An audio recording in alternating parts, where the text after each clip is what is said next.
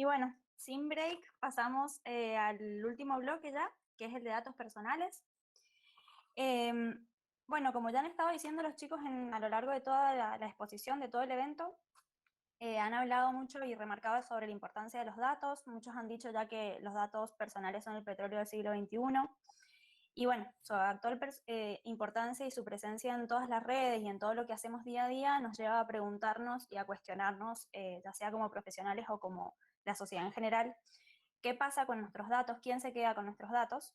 Y bueno, esta es la charla que voy a presentar ahora con tres chicas de nuestra facu de Mendoza, que las voy a ir presentando a cada una. Primero, Mariana Quiroga, que es abogada de la Facultad de Derecho de la UNCUYO, actualmente trabaja en un estudio y es miembro activa de Legal Tech SIP.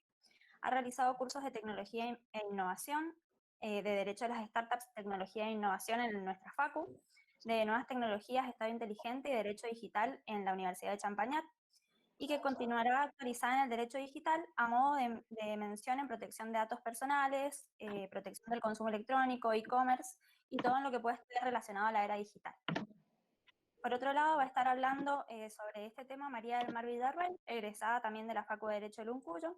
Está terminando el curso de formación básica en mediación y resolución alternativa de conflictos y es adscripta de la Cátedra de Práctica Profesional 1 y 2 de nuestra Facu. Y por otro lado, Giselle Chamón, que tiene 25 años, es de Mendoza, Argentina, y es estudiante avanzada de Derecho de la Facu de Derecho de la UNCUYO. Es ayudante alumna en la misma facultad y ha cursado ciberseguridad en Cisco Networking Academy. Actualmente estudia programación y es fanática de aprender cosas nuevas. Así que bueno, chicas, les doy la palabra. Bueno, Sol, muchas gracias. Bueno, voy a esperar a que Gise comparta pantalla, así arrancamos.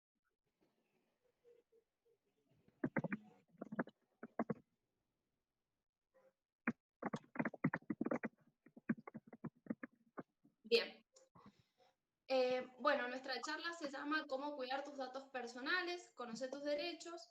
Y para arrancar los invito a ver una pequeña reflexión de Siuro Caldani, así que para que escuchen es muy cortito, suban el audio, así que a ver.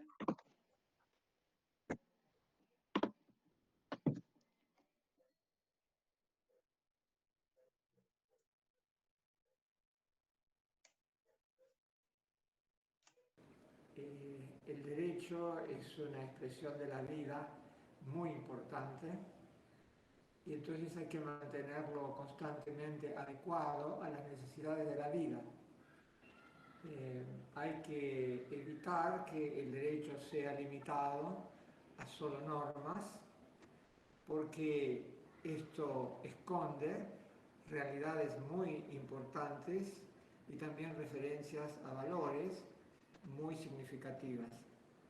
Por eso creo que es un deber, una responsabilidad de todos mantener el derecho como un patrimonio de todos y no solo como un patrimonio de ciertos profesionales que por valiosos que sean no representan totalmente a la sociedad. Y por eso también me parece que es muy importante que los jóvenes se dediquen a investigarlo, porque es la responsabilidad de las nuevas generaciones con relación a una cuestión tan importante como termino de señalar. Para mí fue una vía de personalización, de realización muy importante y tal vez haya testimonios vitales que sean más significativos que las palabras. Si yo volviera a nacer, me gustaría ser abogado y ser investigador en derecho. Bien. Acá para tomar unas frases mientras retomamos las diapositivas, primero que nada recordar que Siuro nos dice, evitar que el derecho se limite a las normas, y esto es contextualizar en la parte de la sociología y de cómo a veces el derecho va detrás de lo que va pasando en la sociedad, y también el derecho y el deber que tienen los jóvenes de investigar en el derecho y por eso estamos acá. Estas nuevas perspectivas que aparecen, dicho de otras palabras, estas nuevas formas de ejercicios de la profesión, las nuevas formas de acceso a la justicia y los nuevos objetos de estudio nos obligan a preguntarnos si es hora de actualizarnos. Por eso vamos a arrancar con un marco normativo para no perder la costumbre de que siempre nos enseñaron que hay que estudiar la ley. Y cuando hablamos de protección de datos personales, en Argentina tenemos la ley 25.326 de protección de datos personales, sancionada y entrada en vigencia en el año 2000. El artículo 1 nos dice exactamente cuál va a ser el objeto de esta normativa, y para recalcar muy corto, sin hacer alusión textual a lo que va diciendo la ley, voy a resaltar como la protección integral de los datos personales, la garantía del derecho al honor y la intimidad como bien jurídico protegido por la norma, el acceso a la información y su relación con la norma suprema que es la Constitución Nacional en el artículo 43, que fue introducido en la reforma del año 94.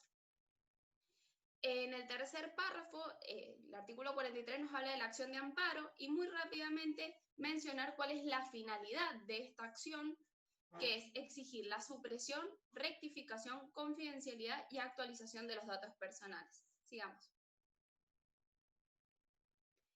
Bien, siguiendo con la normativa de la protección de datos personales, tenemos las definiciones del artículo 2, que es extensa, pero solamente vamos a traer a colación una distinción sobre datos personales y datos sensibles. Cuando hablamos de datos personales, tenemos que entender que es información. Es información que permite identificar, contactar o localizar personas, ¿sí? Ya sean estas físicas o jurídicas. Y cuando hablamos de datos sensibles, no hablamos de información, hablamos de intimidad. Y esta palabra es muy importante porque está relacionada con el objeto de esta ley que ya se mencionó en el artículo 1, que hace referencia a información referente a la salud, a la vida sexual, convicciones religiosas, filosóficas, etc. Y lo importante es que estos datos se llaman sensibles y deben ser tratados con mucha protección y mucha responsabilidad. Sigamos. Entonces podemos preguntarnos por qué protegemos los datos personales. Y la respuesta parece no ser simple, pero lo es, y es porque son bienes que nos pertenecen, son bienes personales de incuestionable valor que emanan de la personalidad del individuo. Y el individuo como tal tiene el derecho de exigir su protección en vista al derecho más pleno, que es el disfrute de la vida, tanto en su intimidad como en su privacidad. Podríamos pasar mucho tiempo hablando del artículo 19 que remite a esto, de las acciones privadas de los hombres, pero voy a seguir avanzando para no quitarle tiempo a mis compañeras. Hablamos de cómo proteger estos datos y qué herramientas legales tenemos, y a modo de explicarlo más fácil, tenemos una vía administrativa y una vía judicial. Dentro de la vía administrativa podemos mencionar el reclamo ante el titular del banco de datos y frente a una negativa de, por ejemplo, si nosotros quisiéramos actualizar esos datos, frente a una negativa, la Agencia de Acceso a la Información Pública ha elaborado una guía, que ahí les dejo el link, para denunciar incumplimientos a la Ley de Protección de Datos Personales. Y por otro lado tenemos una vía judicial que es el habeas data. Traducido, habeas data significa tienes tus datos, ya mencionaron el artículo 46 y lo van a mencionar más adelante, así que sigamos. Bien, un caso reciente sobre habeas data, ahí les voy a dejar el link, dice qué pasó en este caso. Los hechos fueron que se aprobó un convenio marco de cooperación entre ANSES y la Secretaría de Comunicación Pública. ANSES es la Administración Nacional de Seguridad Social, en el cual ésta se comprometía a remitir su base de datos a la Secretaría para que ésta implemente políticas de comunicación pública. Frente a esto, se interpuso la acción de habeas data. Esta acción fue rechazada en la primera instancia, por lo tanto la amparista apeló ante la Cámara y acá le dieron la razón. Y acá es muy importante resaltar estos puntos de que entendió la Cámara de que estaba bien planteada la acción de habeas data. Y es porque ANSES pretende ceder y llevar a cabo una finalidad distinta con esos datos, una finalidad distinta para los cuales los recabó. Es decir, que la finalidad inicial de ANSES para obtener los datos personales de los administrados fue mantener un contacto y actualización del administrado, no para que se implementaran políticas de comunicación pública. Entonces, como hay un fin distinto para el cual se recabaron, y acá enseguida lo vamos a conectar con el artículo 6 y 11 de la Ley de Protección de Datos, es muy importante entender esto del consentimiento expreso. Y por lo tanto, esta falta de consentimiento expreso por parte del administrado hace que esté prohibida la cesión. Sigamos. Ahí tenemos el artículo 11 que nos habla de la cesión. Sigamos. Y el artículo 6, bien, cuando habla de la finalidad de la información. Entonces, ¿qué pasó con este caso? El Estado Nacional presentó un recurso extraordinario, este asunto llegó a la Corte, y esta le pidió un dictamen a la Procuración General de la Nación que confirmó el fallo de la Cámara. Ahora solo queda esperar que la Corte se expida sobre esto. Entonces yo les pregunto a ustedes, ¿qué les parece? ¿Cómo debería fallar la Corte? En mi opinión, la Corte no debe abrir una puerta que dé un pase a la vulnerabilidad de los derechos de los titulares de los datos personales. Si quieren lo pueden ir dejando en el chat para yo después leerlos y ver si compartimos la misma opinión. Sigamos. Bien, ahora hay un caso interesante que encontré en las redes sociales y que fue de la vulnerabilidad de los consumidores frente a las plataformas 4.0, si se quiere. Acá aparece en imagen una captura de pantalla donde dice, hola, ¿quién sos? Buen día, ¿cómo estás? ¿Quién sos? Vuelve a reiterar la persona. Hola, soy el chico que te llevó la comida anoche. Te estaba por llamar y justo bajaste y me quedó el número. Entonces, mirá, sigamos.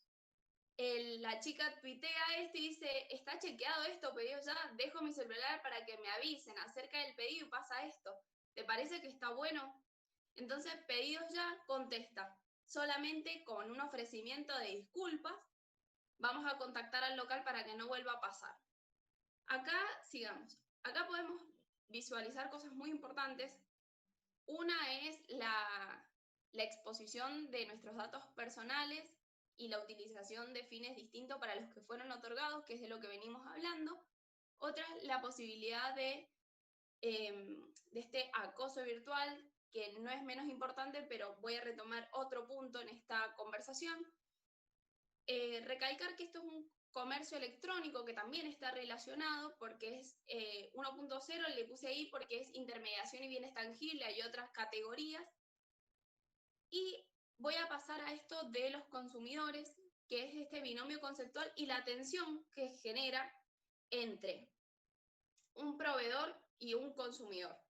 Son dos conceptos totalmente distintos, son dos personas distintas y esta tensión se realiza porque los intereses son diferentes. Entonces, podemos decir que el proveedor, en este caso podríamos poner el restaurante o la aplicación, que brinda una apariencia de seguridad, ya sea porque la experiencia de otros usuarios así lo consideraron al momento de dejar sus opiniones o por la utilización de los influencers de estas aplicaciones, y nosotros, los consumidores, de creer que esto nos da confianza, es decir, el boca a boca y la lectura de otros comentarios nos genera una confianza. Entonces, recordar que la ley de protección de los consumidores nos habla en su amplio marco normativo de la vulnerabilidad estructural de base que poseen los consumidores. Y por lo tanto, nosotros como consumidores a veces depositamos nuestra confianza en cuestiones que aún desconocemos y desconocemos el tratamiento de esos datos. Entonces, sigamos para ver el artículo 9 de la ley, que es importante en este sentido, que nos habla de la seguridad de los datos. Y dice que el responsable o el usuario del archivo de datos debe adoptar las medidas técnicas y organizativas que resulten necesarias para garantizar, y acá vuelve a hablar de la garantía, de la seguridad y confidencialidad de los datos personales. Es decir, acá vemos que tanto la aplicación de pedidos ya como el restaurante no garantizaron la protección, en este caso del número telefónico de la usuaria de pedidos ya. Y así, no menos importante, podemos ver, por ejemplo, ahora, sigamos, que en Mendoza, con el paso al aislamiento social y la apertura de restaurantes, bares, nosotros vamos y llenamos declaraciones juradas. Entonces, en estas declaraciones juradas nosotros podemos ver que elaboramos una base de datos, otorgamos un montón de información nuestra, que así como le pasó a esta chica en pedidos ya de manera virtual, nos podría pasar, y por qué no plantearnos, en la manera presencial. Bueno, y por último, sigamos, les dejo el tema de la posibilidad, si pueden enviarnos o no, publicidad. Les dejo para que sepan, es el artículo 27, léanlo, de la Ley de Protección de Datos Personales. Así que bueno, ahora dejo a mis compañeras. Muchas gracias. Hola, ¿qué tal? Bueno, yo soy María del Mar y hoy vamos a tratar en un pequeño bloque lo que es el derecho al olvido. Como verán en pantalla, coloqué una imagen de Dory, que es este personaje de Disney, que tiene una característica particular, que supongo los millennials que nos están viendo habrán visto la película, y este personaje tiene la ventaja o desventaja, dependiendo del enfoque que se le dé, de guardar en su memoria datos por un tiempo determinado, que sería lo contrario que hace Internet, ¿no es cierto? O por lo menos los contenidos que nosotros subimos no tienen un plazo para ser levantados de la web. Uno genera contenido, ingresa datos personales, y después eso puede quedar hasta vaya uno a saber cuándo. Por eso es que hoy vamos a hablar del derecho al olvido. Y siguiente. Yo les hago estas preguntas para que se sitúen hipotéticamente en este contexto. Supongamos que yo voy a una entrevista de trabajo y la persona que me está entrevistando, en vez de consultarme algunos aspectos a mí, decide googlearme, ¿no? Pone mi nombre y se encuentra que el buscador arroja varios resultados desde el 2011 en adelante, pasando por ahí de mi perfil de Fotolog, donde yo subía fotos cuando tenía 15 años, o 12 años, 13 años, después las fotos o el contenido que yo puedo haber publicado en Facebook, Twitter, y finalmente, como mi última red social es LinkedIn, por ahí también arroja ese resultado con respecto a mi nombre. ¿Y qué pasaría si dejáramos que la persona que nos está entrevistando nos definiera por lo que encuentra en Internet?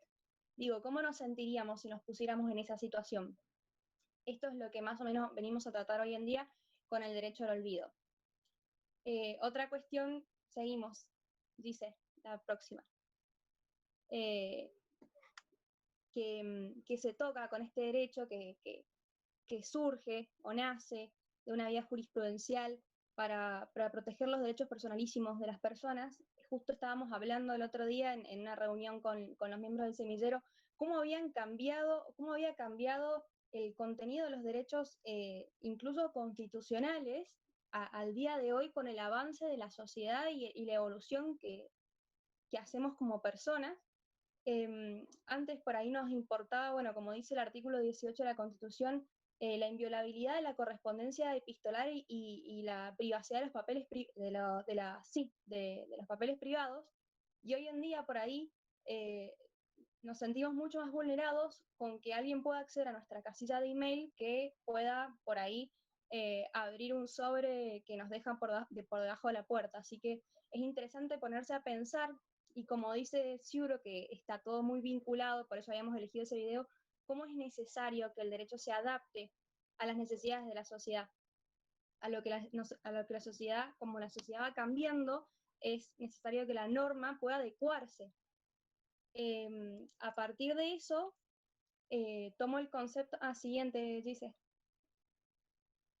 tomo el concepto de Vaninetti, que nos da un concepto muy claro de derecho al olvido, y que él lo conceptualiza de la siguiente manera, que es la facultad que tiene un individuo o su familia de que no se traigan al presente hechos verídicos realizados en el pasado, deshonrosos o no, y que por el transcurso del paso del tiempo no son conocidos socialmente, pero que al ser divulgados ocasionan un discrédito público. Es decir, que estamos hablando de datos personales que alguna vez nosotros incorporamos o terceros incorporaron, pero con nuestro consentimiento a la red, y que por ser del pasado, en ese momento pueden haber sido una cuestión que para nosotros no era deshonrosa, pero que al día de hoy, si lo traemos al presente, nos genera un perjuicio y un descrédito público.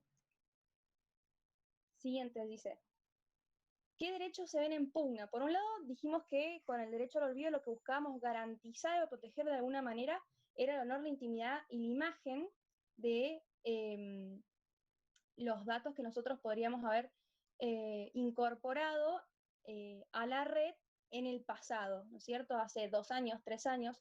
Y por otro lado, vemos que los motores de búsqueda se apoyan sobre la libertad de expresión y el derecho a la información para poder seguir replicando estos datos que de alguna manera, si nosotros los solicitamos, podemos manifestar que nos generan un perjuicio, traer el pasado al presente. Porque es necesario entender que las personas no somos las mismas todo el tiempo, que vamos cambiando, y yo no soy la misma persona que hace 5 años. Es por eso la importancia que hoy se le da al derecho al olvido. Siguiente. Yo traje este tema hoy a la charla porque surgió un fallo en agosto de este año que trata por primera vez el derecho al olvido en Argentina. Cabe decir que el derecho al olvido tiene su origen en realidad en una sentencia del Tribunal de Justicia, ¿sí?, de la Unión Europea, en el caso Costeja, donde este señor solicita a Google se desindexe los vínculos que lo colocaban en la lista de deudores morosos, y él en ese momento ya había pagado ese crédito, por lo tanto él consideraba que eso lo perjudicaba, aparecer en una lista que no estaba actualizado como un deudor moroso. Es por ello que gracias a esa sentencia se marca un antecedente muy importante estableciendo que los motores de búsqueda debían desvincular o desindexar los enlaces de la lista de resultados publicados por terceros cuando los internautas así lo solicitaran previo examen y bajo ciertas condiciones de admisibilidad que exigiera el tribunal. En Argentina hoy no tenemos un marco normativo que regule el derecho al olvido como tal. Sí hay autores que hacen una analogía por ahí con el habeas data o con el artículo 26, inciso 4 de la Ley de Protección de Datos Personales, pero en lo personal no estoy de acuerdo. Bien, siguiente. Había comentado recientemente que el derecho al olvido en Argentina había sido tratado como tal en el caso Natalia de Negris contra Google por derechos personalísimos, en agosto de este año, en donde la actora solicita se desvincule o desindexe del buscador algunos resultados arrojados por Google en cuanto a una cuestión mediática de la que ella fue parte hace unos 24 años. La cuestión está en que Natalia hoy ni siquiera reside en Argentina y su vida ha cambiado totalmente desde ese entonces. Por lo tanto, ella buscaba con esa demanda garantizar su derecho al honor. Por otro lado, la demandada contesta y alega que no se puede afectar la libertad de expresión con el derecho al olvido, que en la demanda que inicia Natalia hay falta de determinación del objeto de la demanda, y que tampoco podría el derecho al olvido afectar al derecho a la información pública. Siguiente, dice.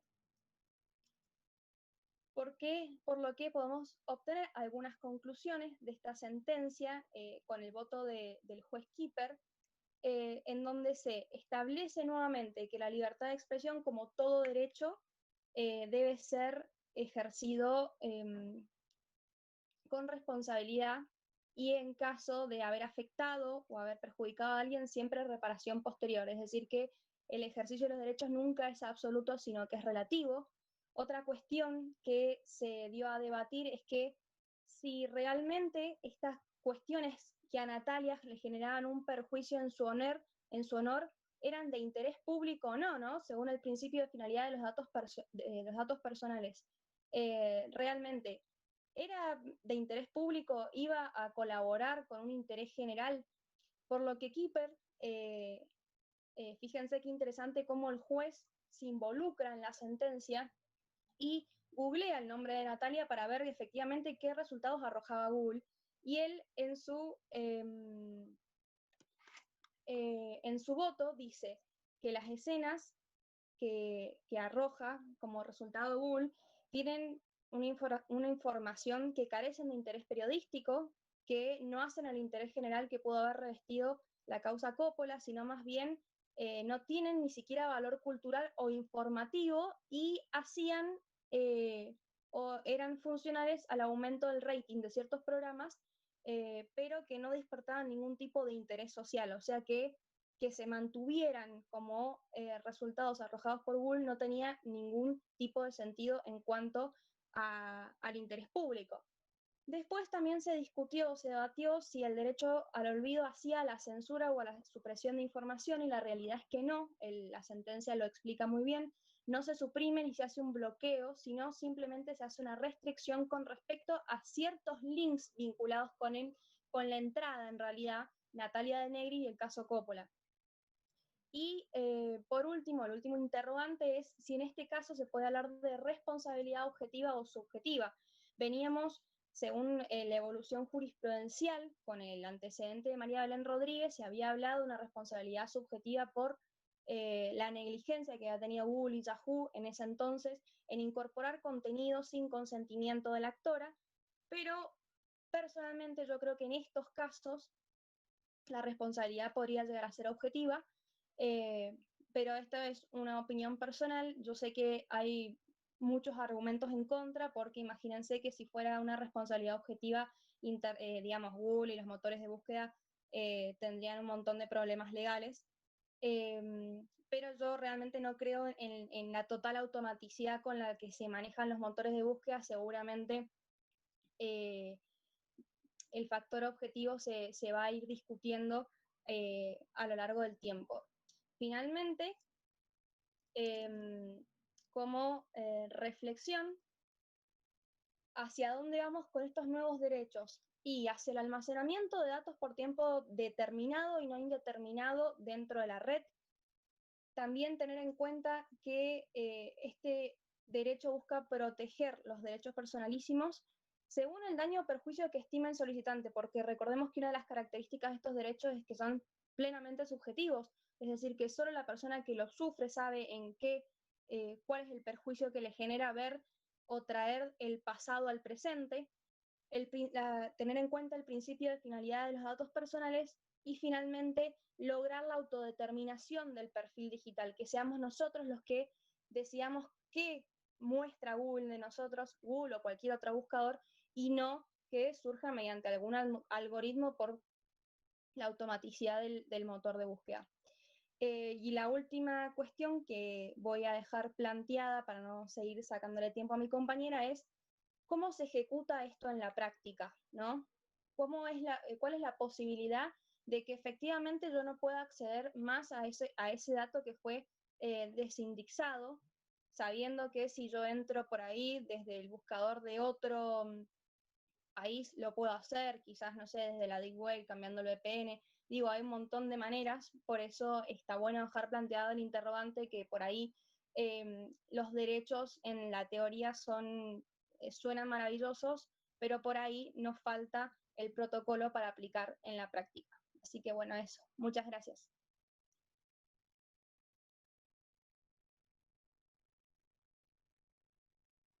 Bueno, voy a empezar yo, que voy a dar lo último. Como sabemos, si bien la teoría es muy importante, siempre hay que acompañarla con la práctica. Nosotros queríamos darle algunas herramientas para proteger sus datos personales, no solo para protegerlos, sino también cómo acceder ya a esa información que existe en bases de datos públicas y privadas, y también cómo hacer ejercicio de este derecho del que estamos hablando, que son los derechos personales y la privacidad. Hay que ser conscientes de los peligros que hay en Internet. Sabemos que el acceso a Internet es cada vez más sencillo. Antes se necesitaba sí o sí una computadora, ahora se puede acceder de muchos dispositivos. Si bien debemos conocer nuestros derechos, también tenemos que conocer estos riesgos que implica navegar en estas tecnologías para darle un uso correcto y también para estar prevenidos, porque es mejor prevenir que curar. Entonces lo mejor es estar atentos y proteger nuestros datos. Cuando accedemos a Internet están comprometidos nuestros derechos humanos, sabemos que existe la protección, que la han hablado las chicas, pero ¿qué es lo que estamos protegiendo? Estamos protegiendo nuestros derechos digitales. Tenemos la identidad digital, que es la información que se encuentra circulando en Internet. Esta información puede provenir de 3 lugares. Primero, que la hayamos entregado a nosotros voluntariamente, que es la información que subimos a diario en las redes sociales, o que la hayan otorgado terceros, ya sea porque tienen esta información en sus bases de datos, o por el uso de cookies, que es nuestro comportamiento, nuestra navegación, todo ese rastro que vamos dejando cuando entramos a las páginas web. También tenemos la reputación digital, que es esa información que se forma con todo esto que hablábamos de la identidad digital, con toda esa información que encontramos en Internet. Y finalmente la dignidad digital, ¿sí? Que es muy importante y hay que proteger. Es muy normal escuchar esto cuando hablamos de protección de datos. Todos se plantean que ¿para qué quieren mis datos? Es como que la gente cree que no le va a suceder, que nadie le va a robar sus datos porque piensa que los datos que tiene no son relevantes. El único fin, no es el único fin robar dinero. Los datos personales pueden ser utilizados para un montón de cosas, se pueden utilizar para suplantar identidad, para hacer extorsiones virtuales, para hacer operaciones bancarias, para vender esas bases de datos a empresas que después la utilizan para vender sus productos. Y también en la Deep Web existen hackers que compran estos paquetes con información para luego usarlos para justamente hacer extorsiones virtuales. Así que nuestros datos son importantes y les sirven a un montón de personas para hacer negocios, así que hay que estar atentos. Para que no nos roben los datos, vamos a hablar de algunos consejos para prevenir esta situación. Voy a decir algunos nomás porque no hay mucho tiempo, pero bueno, recopilé los que me parecen más importantes. Primero, las contraseñas seguras. ¿Sí? Si cualquiera puede adivinar nuestra contraseña, la información que tenemos no es segura. La mayoría tenemos nuestra información, yo por ejemplo, la mayoría de mi información la tengo en mi cuenta de Google. Entonces, si hackean mi cuenta de Google, tienen casi toda mi información. Entonces, esta contraseña tiene que ser muy difícil. Mientras más difícil sea, más segura va a ser. Tiene que contener números, mayúsculas y minúsculas alternadas, caracteres. No tenemos que usar datos que sean predecibles, porque si entran a mi Instagram se van a enterar cómo se llama mi mascota, y si yo uso el nombre de mi mascota, fácilmente van a poder sacar mi contraseña. Está el problema también de que se las olvidan las contraseñas. Existen gestores de contraseña, ahí le dije el nombre de uno, que es LastPass, también Google tiene un gestor de contraseña, y hay una manera más rústica, que es anotarlas en un cuaderno, que esa es la que yo uso, por ejemplo, con mi cuenta de Google, porque es la más importante, entonces tampoco se la confía al gestor de contraseña.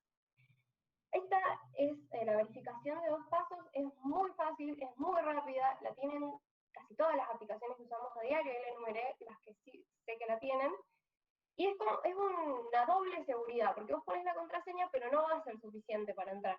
Sí o sí vas a necesitar un código que te van a mandar a tu celular. Entonces, estás protegiendo doblemente tus cuentas y si no tienen tu teléfono no van a poder acceder.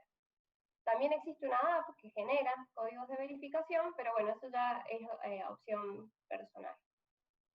Hay que tener también mucho cuidado con la información que recibimos en nuestro correo electrónico, en redes sociales. No hay que hacer clic en links que llegan, ni descargar ningún archivo que no estábamos esperando, que no sabemos de dónde viene.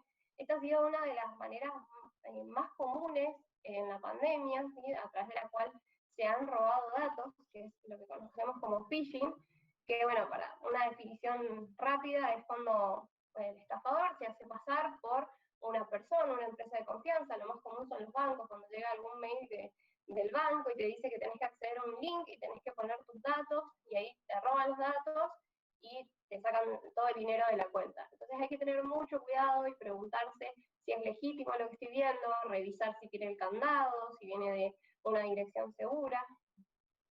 Hay que tener cuidado cuando usamos redes públicas, porque puede acceder cualquiera, que es por ejemplo cuando vamos a un café o a un bar a trabajar, ingresamos a esas redes públicas gratuitas, hay que tener cuidado de lo que hacemos mientras las estemos utilizando. Y finalmente, cómo acceder a esta información personal de bases de datos públicas y privadas. Estuvimos hablando que la ley de datos personales prevé el derecho de acceso a los datos personales. Entonces, ¿cómo hacemos efectivo este derecho? ¿Cómo lo ejercemos? Tenemos el derecho entonces de pedir una solicitud a los organismos sobre un informe que tengan sobre nuestros datos, y ellos están obligados a darnos este informe dentro de 10 días corridos. Y yo les traigo esta herramienta que lo hace mucho más fácil al trámite, es nueva, creo que debe tener unos meses, se llama Quiero mis datos. Lo que hace esta aplicación web es facilitarte la carta que vos escribís, como decía María del Mar, que se puede hacer una carta documento, te hace automáticamente lo que querés requerir, seleccionás la empresa de la que la querés enviar, también te da la dirección a donde la tenés que enviar. Entonces ellos dentro de los 10 días corridos te tienen que dar este informe que vos estás solicitando. Es una herramienta muy útil porque hace más fácil el proceso. Pero, ¿qué pasa si pasa el plazo, no me responden, o recibí información y está incompleta? Bueno, ahí ya podemos ir a la Agencia de Acceso a la Información Pública, acá les dejo el link. Es un trámite que es gratuito, que se puede realizar de forma online, presencial o por correo. En la página pueden ver las instrucciones para realizar el trámite. Tienen distintos servicios que capaz lo conocen. Tienen para solicitar la información pública, cómo reclamar ante la negativa de la información pública de una empresa, y este que me parece muy importante destacar, que es impedir que te roben tu identidad, que esto es muy común cuando uno le roban la billetera o algo así. Lo primero que hace es cancelar las tarjetas, va y se hace un DNI nuevo. Pero con ese DNI se pueden hacer un montón de cosas. Pueden abrir una cuenta telefónica, se puede abrir una cuenta en el banco, una tarjeta de crédito. Entonces es muy peligroso y hay que evitar esto. En el caso de que les roben el DNI, denuncian el robo para que no puedan utilizar ese DNI. Y el último recurso, que es el que habíamos estado hablando, que hablaron las chicas, que es el habeas data, que ya todos conocemos, es una demanda judicial, y ya pasamos a tener que asesorarnos legalmente por el caso específico, que es como los casos que estuvimos viendo. Así que bueno, eso sería todo.